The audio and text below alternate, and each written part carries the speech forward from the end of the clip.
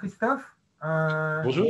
Nous vous recevons virtuellement sur la Yozone pour la sortie conjointe du dernier album de Retour sur Aldébaran et la sortie de l'encyclopédie illustrée des mondes d'Aldébaran. Alors, petite première question. Léo, vous en êtes créateur, scénariste, dessinateur, coloriste. Et vous nous aviez habitués jusqu'ici à des cycles de 5-6 albums. On est du coup un peu surpris par la conclusion de ce 5e cycle au bout de 3 albums. En même temps, c'est un album riche en révélations et qui donne l'impression d'ouvrir des portes vers d'autres mondes. Alors, néanmoins, est-ce que cette conclusion qui coïncide avec la publication de l'encyclopédie signifie-t-elle la fin des mondes d'Aldébaran? Non, pas du tout. Pas du tout. Pas du tout. Je suis en train de dessiner déjà le prochain cycle. Et cette fois, c'était 3 tomes, mais de 60 pages. 3 tomes de 60 pages, ça fait à peu près le numéro de page de 5 tomes de 46 pages. Et j'ai préféré ça pour permettre au premier tome d'être plus dense, d'aller plus loin dans l'histoire. J'avais besoin de ça. J'ai trouvé que la formule de 3 tomes de 60 pages, qui c'est pas beaucoup, c'était une bonne formule. J'ai bien aimé ça, ça permet d'avancer plus de l'histoire dans chaque tome, parce que 46 pages, c'est trop court en général. On est assez frustré de ne pouvoir pas raconter ce qu'on veut dans les 46 pages. Je me sens toujours un peu coupé à la fin, toujours un peu frustré de ne pas pouvoir avancer un peu plus dans le récit, quoi. Et d'ailleurs, le prochain cycle, ça va être 2 tomes seulement de 60 pages. Je pense que l'histoire que j'ai dans la tête mérite seulement 2 tomes. Mais des tomes fascinants. Évidemment. Évidemment. Christophe, vous avez à votre actif plusieurs ouvrages sur la bande dessinée. Comment est né ce projet d'encyclopédie illustrée sur les mondes Eh d'Aldébaran? bien, il est venu un peu de deux sources. D'un côté, je sais que Léo et son éditeur François Lebescon en avaient parlé depuis quelque temps. Vous aviez en tête de faire un livre sur l'univers d'Aldébaran, la faune, la flore, etc. Et de mon côté, j'en avais parlé à François, l'éditeur, en lui disant quand même, il y a vraiment plein de choses à raconter sur tous les mondes que Léo met en scène. Ça serait pas mal de faire une sorte de livre un peu général qui décrit tout ce que l'on peut croiser comme animaux, comme flore, comme personnages, comme thèmes, etc. Donc voilà, on s'est rejoint finalement sur cette idée et ça a donné lieu à cette encyclopédie visuelle, en quelques mots. Et qu'est-ce qui vous a séduit dans cet univers? Quelque chose en particulier ou l'ensemble? C'est l'ensemble, c'est-à-dire c'est à la fois tous ces mondes imaginaires que Léo invente et met en scène, évidemment la flore, la faune, etc. Mais il y a aussi quelque chose de très fort chez lui, c'est ses personnages, c'est la manière dont il fait vivre des personnages dont on se sent finalement assez proche. Il y a un côté humain qui est très marqué, je trouve, dans les personnages de Léo. Et c'est ça qui lui donne sa singularité pour plein de raisons qu'on explique dans l'encyclopédie. Cette dimension humaine, et elle s'exprime à travers les dialogues, à travers la façon dont les personnages expriment leurs sentiments personnels, ce qui n'est pas toujours le cas dans les séries, dans les sagas de SF. Donc c'est vraiment cette dimension humaine qui, moi, me plaît beaucoup dans les mondes d'Aldébaran. Dans votre encyclopédie, on apprend que l'idée de ce formidable planète opéra a été inspirée par le débarquement dans la baie de Rio de Janeiro des colons portugais et la découverte de la faune et de la flore foisonnante qui allait devenir le Brésil. Est-ce que Léo pouvait nous en dire un peu plus de cette inspiration première? J'étais jeune à l'époque, c'est mon frère qui était plus âgé que moi, qui était fasciné par l'histoire de l'arrivée des Portugais au Brésil, la découverte du Brésil par les Portugais. Et une fois, il m'a fait sentir, imaginer ce qu'avaient ressenti ces gens-là. Les marins qui venaient de l'Europe, pas trop instruits, les marins, ils n'étaient pas très cultivés. qui débarque dans cette terre complètement inconnue, avec une forêt complètement différente, et avec des animaux qu'il ne connaissait pas, avec des Indiens étranges, avec des habitudes étranges et des mœurs étranges. Et on imaginait la richesse, la fascination qui était pouvoir vivre à cette époque et vivre une expérience pareille, quoi. Une expérience complètement impossible à vivre aujourd'hui. Et c'est sûrement de là que m'est venue cette idée de répéter, d'essayer de trouver ces genres de découvertes, ces genres d'émotions, en découvrant une nouvelle planète au lieu de découvrir un nouveau continent, parce qu'on n'a plus de nouveaux continents à découvrir. Pour moi, c'était quelque chose de fascinant, qui permettait de faire des histoires sans fin. On avait ce matériel inépuisable pour créer des histoires. La découverte d'une planète sauvage inconnue. Ok. Quelles sont les autres influences qui ont façonné les mondes d'Aldébaran? Comment, j'ai pas compris? Les influences, les autres influences? Les autres influences ça, qui ont façonné les mondes d'Aldébaran. J'imagine, je ne sais pas, la mentrice ou des créatures. Voilà, je ne sais pas, je dis ça parce que c'est un personnage fascinant. Mais... C'était très difficile d'identifier les influences comme ça. C'est tout qu'on a dans la tête, tous les bouquins que j'ai lus, tous les films que j'ai vus, qui façonnent petit à petit notre imaginaire. Donc mais citer précisément quelque chose, c'est très difficile. Il ne faut pas oublier, par exemple, quand je commence à dessiner Aldébaran, j'ai 46 ans. J'ai 46 ans, j'ai beaucoup vécu avant. J'ai déjà beaucoup d'expériences dans la tête. Tout ça a alimenté mon imaginaire, bien sûr. Non? Mais je suis incapable de dire comment, d'où ça vient. C'est un mélange des choses qu'on a lues, des films qu'on a vus. Sûrement. Christophe, Les Mondes d'Aldébaran, c'est 5 cycles, 24 albums. Vous pouvez nous expliquer comment vous avez procédé pour réaliser cette encyclopédie? Comment vous l'avez Eh bien, comment j'ai fait? D'abord, j'ai beaucoup harcelé Léo. Ah. Il fallait j'avais plein de questions à lui poser, donc je suis allé chez lui, je crois, 7 fois. Oui. Voilà, 7 fois, je lui ai posé plein de questions, à la fin il n'en pouvait plus. Il voulait plus entendre parler de moi, bien évidemment, mais c'est pas grave parce que j'avais déjà toute la matière dont j'avais besoin. Et sinon, par ailleurs, j'ai beaucoup lu tous les albums. Que je connaissais déjà, mais que j'ai relu, re-relu.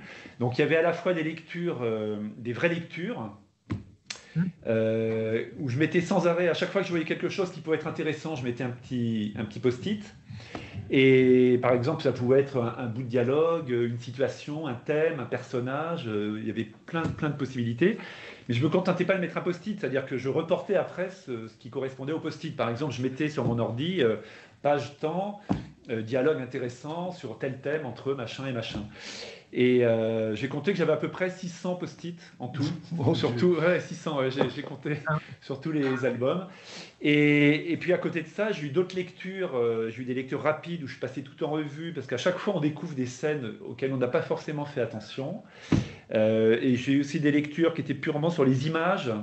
Voilà, l'idée, c'était le plus possible de s'imprégner de l'œuvre, d'avoir en tête le plus possible, parce qu'on ne peut pas tout connaître par cœur, bien évidemment. Et ça a obligé à multiplier les lectures, et une lecture plutôt active, avec mon petit système de post-it, là.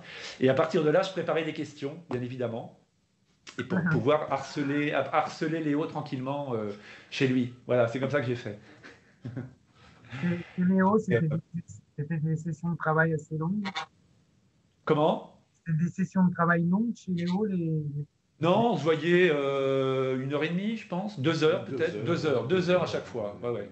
Et alors, on procédait, en fait, plutôt que d'arriver avec des questions, j'avais quelques questions, mais sinon, je feuilletais les albums et je le faisais réagir sur certaines images ou certains textes, en lui demandant ce que ça lui inspirait. Souvent, ça lui donnait ah oui, tiens, je me souviens de tel truc, etc. Donc ça reposait beaucoup sur le dialogue entre nous deux. Et puis au bout de 2 heures, il me mettait dehors parce qu'il n'en pouvait plus.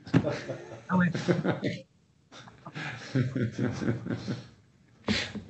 L'encyclopédie, elle est organisée par thème, par chronologie, un mélange de tout ça. Non, plutôt par thème. C'est-à-dire des thèmes évidents comme les personnages, les extraterrestres qu'on a appelés les non-humains, la faune, la flore, etc.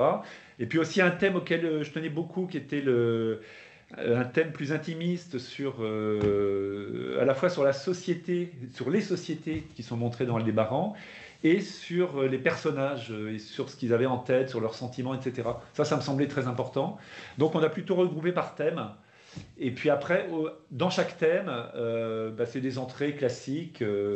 C'est pas tout à fait un dictionnaire, mais je prenais les éléments qui me semblaient les plus importants dans chacun des thèmes. Par exemple, j'en prends un au hasard, le bestiaire, enfin les animaux plus exactement. Donc évidemment, on parle du bestiaire en général. Après, on parle de certains animaux comme les Humes, les Grégoire, etc.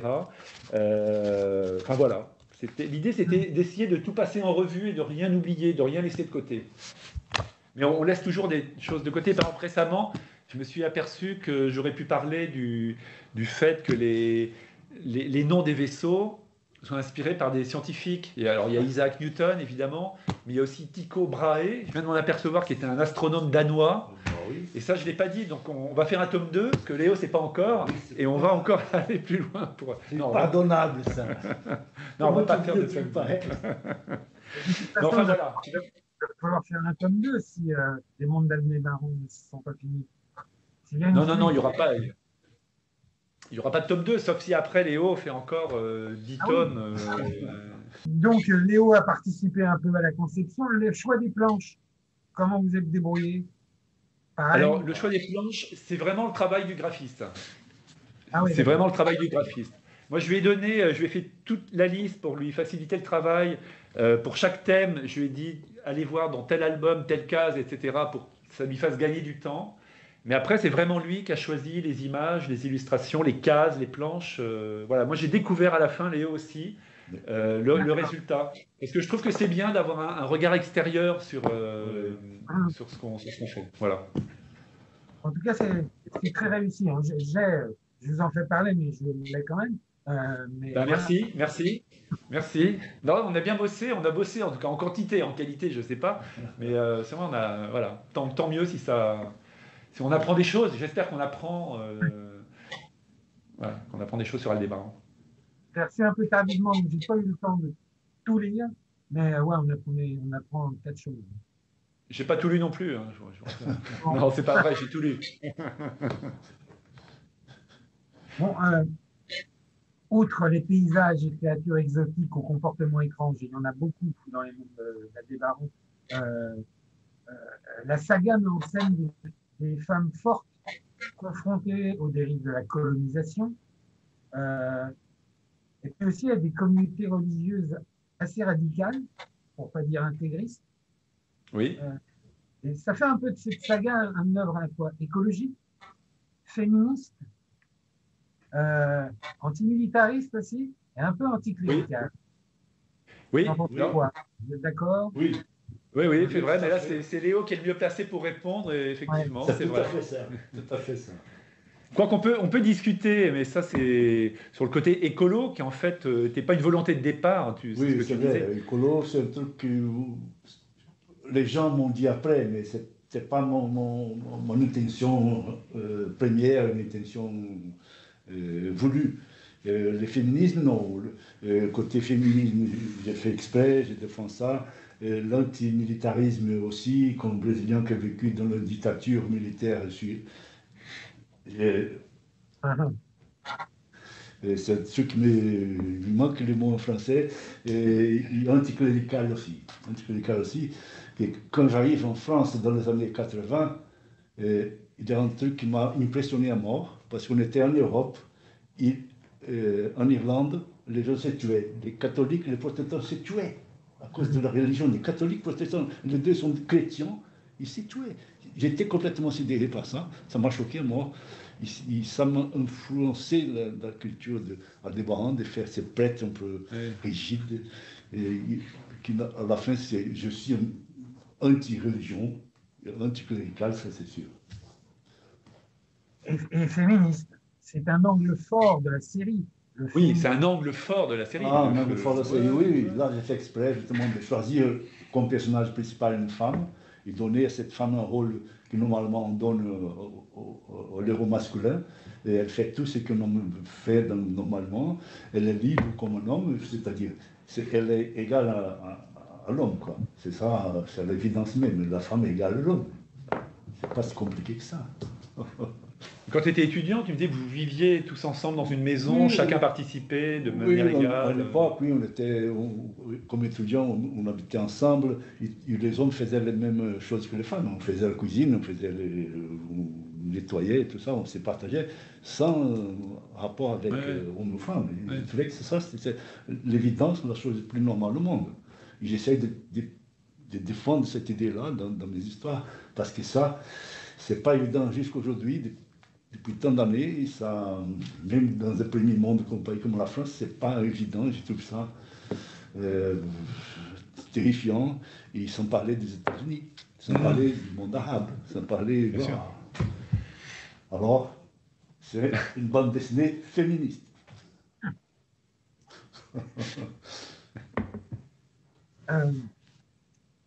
Encore une question pour Léo. À l'heure où tout est désormais devenu possible ou presque avec les effets spéciaux, avez-vous été approché par des producteurs de cinéma ou de séries de télé pour une adaptation de votre œuvre, qui est à la fois super moderne et démodable, quelque part?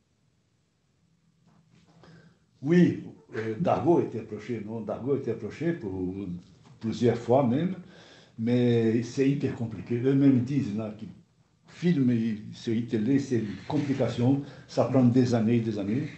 Ils citent toujours l'exemple de Blueberry, quantité de contacts qu'ils ont eu pour faire Blueberry, qu'ils ont fait récemment, quoi, presque à la fin de la vie des Giraud. Et le dernier contact paraissait un truc plus intéressant parce qu'il avait des gens en anglais et en américain, des producteurs de télé, je crois, pour faire des séries, pour faire une série de télé. Et comme c'était des Américains qui étaient intéressés, c'est plus, les Américains sont, l'argent ils ont, et les mecs, apparemment, les mecs, j'ai fait d'autres choses. Et ça fait un an, je crois qu'ils ont été en contact avec Dargaud. Et après, il faut trouver financement, il faut présenter ceci, trouver des producteurs. Ça prend un temps fou. Moi, j'attends dans mon coin, sans trop l'espérer, mais ça c'est pas mal, non? C'est pas mal nos films. Et surtout qu'aujourd'hui, on arrive à faire des images, par exemple, des bêtes, des choses comme ça, beaucoup plus facilement et moins cher qu'auparavant. Donc, on peut filmer ça de façon moins chère qu'on faisait auparavant. Alors, j'attends impatiemment. J'attends qu'on m'appelle un jour, Spielberg va faire un film avec Aldébaran, yes! Il n'y avait pas eu un projet de série, de dessin animé qui n'avait pas abouti? Il y avait eu des contacts? C'était toujours d'accord. Réalisateur. D'accord. Ok. C'était un film d'abord, je crois, et récemment c'était plutôt série, je crois. Okay. Série, c'est plus. Ça permet justement de faire des choses plus intéressantes. Ah, j'attends ça. Ça, c'est vraiment le top. Bon, très bien. Bon, Léo, vous faites rêver les lecteurs avec vos mondes depuis 26 ans déjà. Et je me demandais si les lecteurs, les réactions des lecteurs avaient parfois influencé vos scénarios. Oui, sûrement, oui. Un cas classique, c'est le personnage de M. Pad que Christophe adore, le vieux Pad, qui allait disparaître. Il allait disparaître dans le premier tome. C'est un personnage qui passait dans le premier tome et disparaissait. Et après, c'est en parlant avec les gens dans le dédicace que j'ai remarqué que les gens adoraient le personnage. Et quand je lui disais qu'il allait disparaître, qu'il y a un personnage secondaire, les gens étaient scandalisés. Non, il ne faut pas faire ça, il faut garder ces personnages intéressants. Et bien sûr, ça m'a influencé. Et voilà, jusqu'à aujourd'hui, il est là encore, quoi. Et sur moi, ça influe, oui. Entendu. Ça va, vous avez bientôt fini? Peut-être. Ouais. Ouais. Oui, ça, non, on entend, ça pêche un peu, mais bon. Parmi les 5, 6, 24 albums, est-ce qu'il y a un moment, un arc, une séquence, un animal, un truc que vous avez préféré, favori, voilà. Voilà, c'est difficile parce que je trouve que l'intérêt d'Aldébaran, c'est que c'est justement ce monde global et puis l'évolution des personnages, l'évolution des situations, par exemple la façon dont Kim prend un rôle de plus en plus important, alors que des personnages comme Marc, bah, finalement, ils ont plus de mal dans la vie à s'affirmer, etc. Donc, pour moi, c'est vraiment une globalité. Mais c'est vrai que le premier cycle d'Aldébaran est particulièrement fort parce que on découvre tous ces gens, on découvre toutes ces situations. Tu parlais de Monsieur Pad, il n'est pas très clair, on ne sait pas s'il faut s'en méfier ou si on peut lui faire confiance. On découvre vraiment cet univers d'Aldébaran qui se met en place. Donc c'est pour ça qu'il y a une densité particulière dans le premier cycle. Et puis après, bah, on voit la manière dont les personnages affrontent les situations et comment ils grandissent. Et c'est ça qui est intéressant en fait. Et puis là, on se dit que on voit la dernière image de Retour sur Aldébaran. On sait qu'on va retrouver. Il y a Lynn, je crois qu'il y a Amos, si je ne dis pas de bêtises. C'est ça. Donc, il peut encore se passer plein de choses, finalement. Rien n'est jamais joué. Et on prend Kim, par exemple. Elle est très jeune, elle n'a même pas 30 ans. Elle a 26 ans. Donc, plein de choses peuvent se passer. Et c'est ça qui rend cet univers intéressant, je trouve. Voilà, ouais. Exactement. Bon. Merci. Merci ça beaucoup. vous va? Ouais. Merci à vous. Merci.